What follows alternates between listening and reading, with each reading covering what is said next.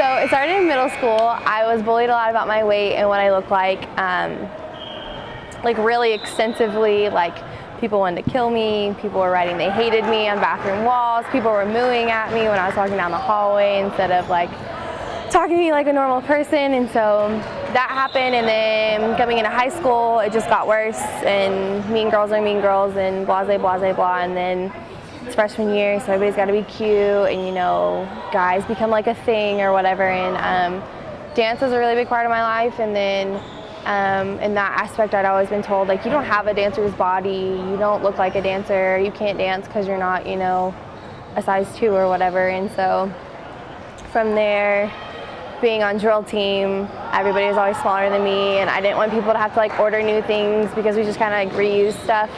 And so it was just one of those things where I felt like I couldn't control a lot of my life, and that was something I can control a little bit more than, I guess, what I was putting into my body.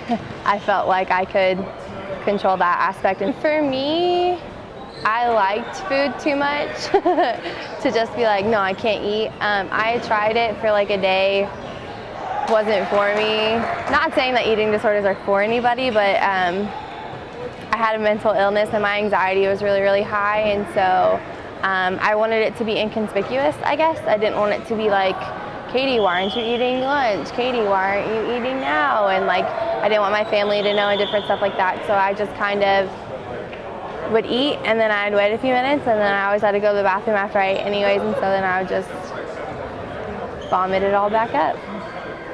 Because it all kind of stems from my anxiety and my depression, and just my depression stems from being bullied about my weight for so long and having so many negative things in my life and only being told negative things for so long that my insecurities built, and then depression built in, and then I'm over analytical, so my anxiety rose because I thought everybody was talking about me all the time, because in middle school they were, in high school they were, and so it kind of all just like at once kind of just overflowed. With my bulimia, I didn't lose weight, I just kind of like plateaued. It didn't really, I always joke around and say it didn't really do anything, like there's no point in me doing it because I didn't get like super skinny, I didn't like not gain weight, like I just kind of plateaued, and it was just kind of like, oh, like I'm making myself sick for no reason. And so I just like, it took me like 3 or 4 months to just kind of like slowly like wean myself off of it, because I realized like I'm not seeing any results or the results that I want to see, so maybe it's just not going to change. Like it's not doing anything but making me more sick kind of feel. And I started getting like more positive things in my life kind of towards the end of my bulimia, and then that kind of helped too. Like I made officer on my drill team, and then I made captain the end of my junior year, and so that was something that I was like, okay, I'm setting an example school-wide and on my team. Like I don't want people finding out, or I don't want other people to know and kind of look down on me kind of thing. It was more like a pride thing than it was anything else, I guess.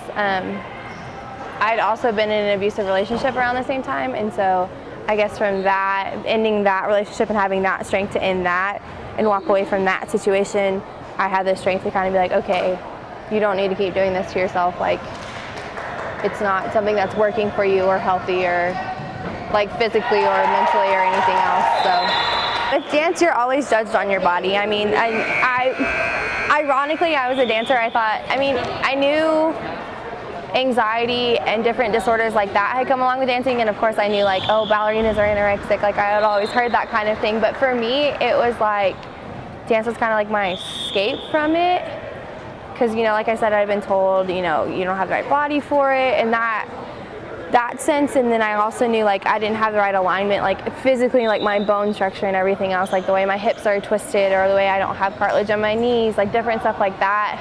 Like I'd overcome different things like that, and then for me it was just, I guess, like it was kind of like a slap in the face to people, because I was like, you say all this stuff about I can't do this, I can't do that, but watch me hit this triple turn, or watch me hit this leg extension, or watch me, you know, hit this Russian, hit this leap that's completely flat in the air, or whatever it was.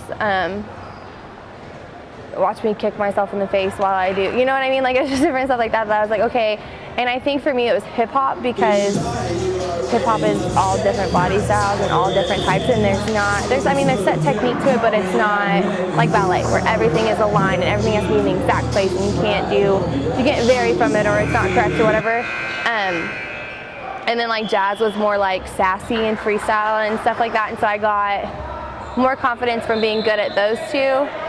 That I think it kind of also like pulled me out of what I was thinking, because I was like, okay, I'm in the front for all these dances, I'm doing good, I'm helping choreograph for certain stuff, like I'm doing what I love, and I can't continue doing it if I'm doing this harm to my body, because eventually like I'll fade out or I'll whatever and crash and burn kind of thing. So yeah, I think it hindered and then it ended up helping at the same time. I met girls who were my size, who were dance majors,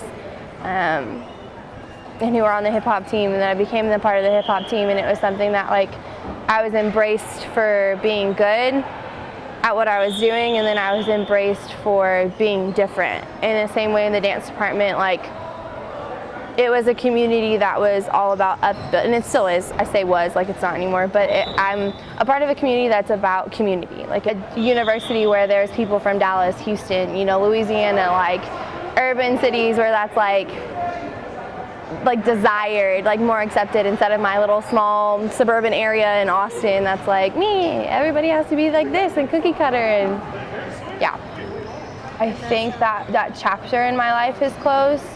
I think I associate it with the relationship I was in at the time and the abuse I was receiving from that.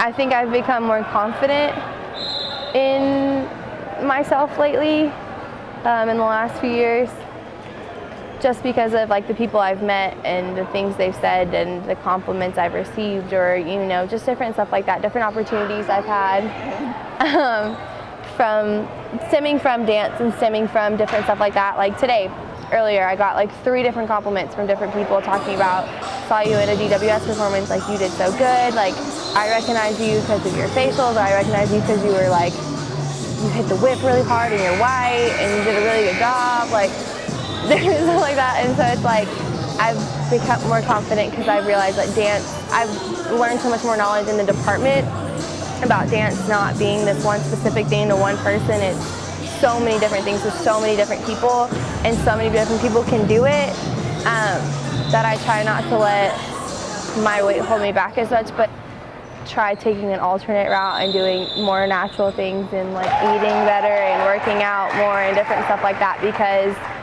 in the end, like I can't always just starve myself, because chicken's really good and I like it and I want it to stay in my body.